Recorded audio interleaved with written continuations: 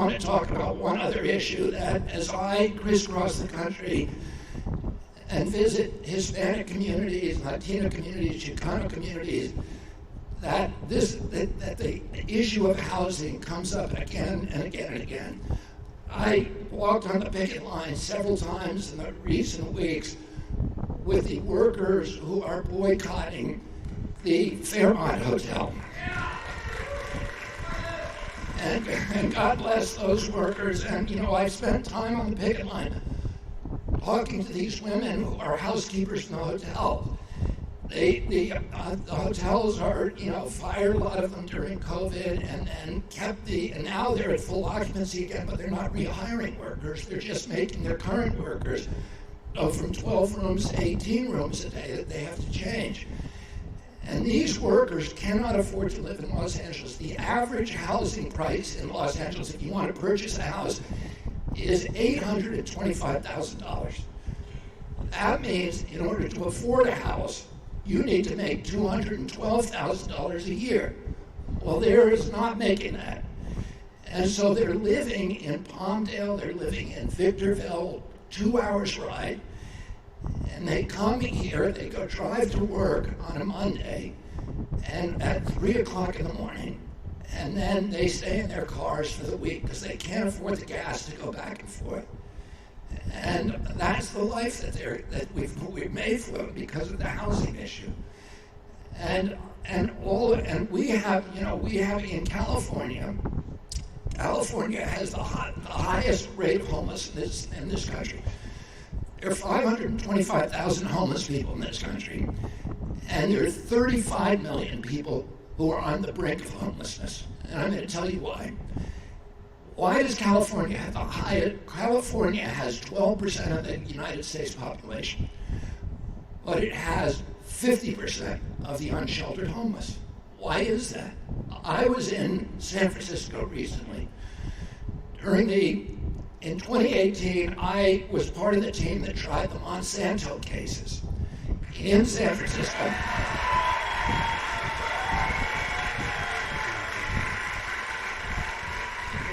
And so I lived in San Francisco and Oakland for about 9 months out of that year. And every day I would go down to Union Square in San Francisco and I would work out at the gym down there in the morning before I went to court. And in Union Square is like the Fifth Avenue of San Francisco. Tourists come to go shopping there from all over the world. It has all the iconic American stores. It has Macy's and Bloomingdale's and Nordstrom and Gap and Old Navy and Levi. And then it has all the big foreign stores like De La Valle and Burberry and Prada and Gucci and all the other big stores. Like I say, people come from Asia, everywhere else to shop on that. Well, I went back there 3 weeks ago to visit it on a campaign trip, and I was shocked by what I saw. All of those stores are now closed. And the biggest mall in San Francisco, which is on that same strip, is shut down. It's just acre after acre of plywood.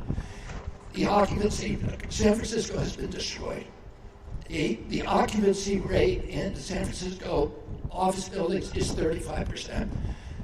We saw a building that was built 5 years ago or 4 years ago for $350 million. It's now on sale for $100 million. So this economy has utterly collapsed. And when you ask people, why is it happening? They say because of the homeless. There's chaos in the streets. The tourists don't want to come. Nobody wants to go shopping. Why does California have a homeless problem? There's many theories that we all share. Is it drug addiction? Is it mental illness? Is it poverty? Is it because other cities ship their homeless to California? Is it because homeless people, when they lose their job and become homeless, say, well, I would rather live in California than Vermont because I'm going to freeze? So they all come here. These are the things we tell each other. But there's University of San Francisco, and a very famous researcher named Matthew Desmond, have done extensive studies on it. And here's what they found. It's not drug addiction, And it's not mental illness, although those are common, although not ubiquitous in homeless populations, and it's not poverty. West Virginia has much higher drug addiction rates than San Francisco. It has much higher poverty rates. San Francisco is the richest city in the country. And yet they don't have a homeless problem in West Virginia, nor do they have a homeless problem in Detroit, which also has higher addiction rates and higher poverty rates. The homeless in California are not coming from other states. They are almost all coming from California, many of them from neighborhoods where they formerly lived in a home. The reason that we have this problem in California is housing prices. That is the reason. And as I said, you know, if you living in Los Angeles, the average price of a house is $815,000. The average price nationally is $215,000 2 years ago. Today it's $400,000. Why is that? Why did housing prices go up so precipitously? What Matthew Desmond says is what's happened in California is now about to happen in the rest of the country. That social disintegration that comes when people can't buy homes. There's 35% of our population is paying more for basic human needs than they're making in salary. So that's 35% of our population is on the brink of homelessness. And this is a calamity for our country. It's part of the war on the middle class and the working poor of this country. And why is it happening?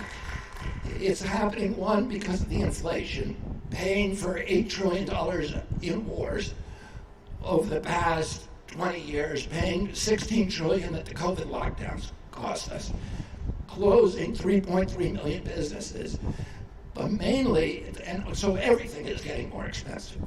Inflation is a tax on the poor. But the real reason that housing has outpaced anything else is because there are three giant corporations, Blackrock, Vanguard, and State Street.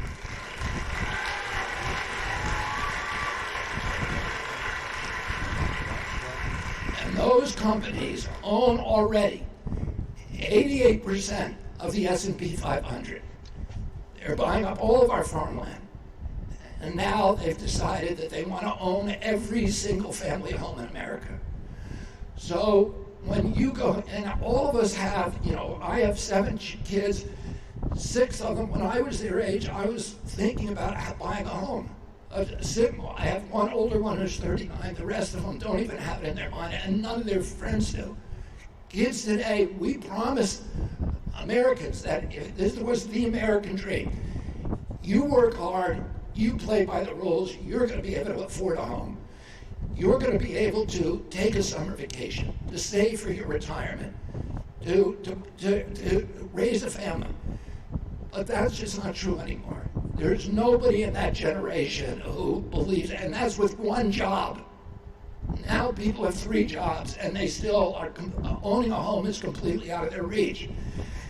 And it's because when you go out to buy a home, we all hear these stories of somebody, a friend or ourselves, who tried to buy a home, was about to put the money down, sign the contract, go into escrow, and at the last minute, somebody comes in with a cash offer and takes it off the table. And you're saying, who is this with the cash offer? And so you look into it, and it's an LLC with an ambiguous name. And if you pull the strings and follow the breadcrumbs, that leads you to Blackrock, State Street, and Vanguard. Of these companies, the cost of money to them, the cost of a mortgage, is 30% less than the richest people in this country. They pay almost nothing for mortgage, for money. So they can outbid you, and they can outbid your children. And they're now, our kids and our families are now competing against these companies which are trying to buy every single family home.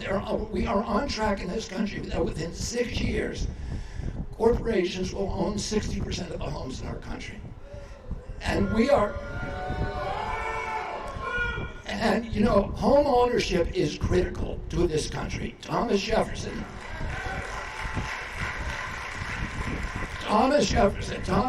said American democracy is rooted in tens of thousands of independent freeholds owned by families, each with a stake in our system, each with a stake in democracy. If you don't have that, what we're doing now is an aristocratic model. It's a colonial model where giant corporations own the landscapes and we all become serfs on our own land. It's a feudal system that they're trying to reimpose in this country.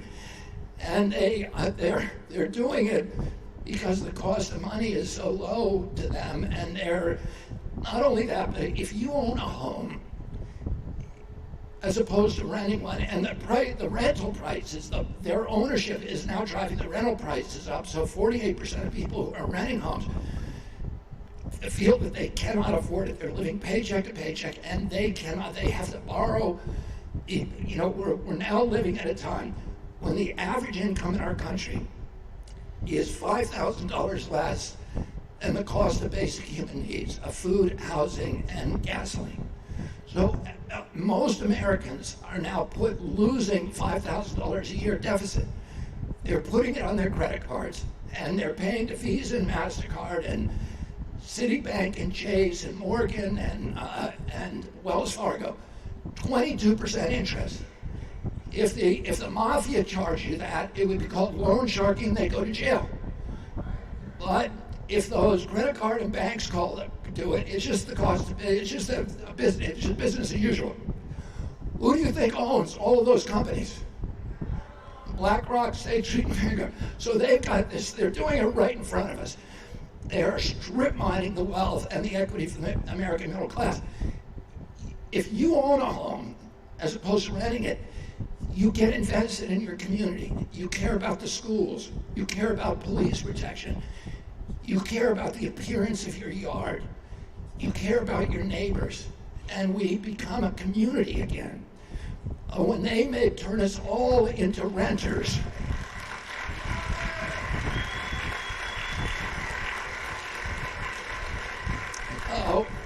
so I think my time's up, and I'm going to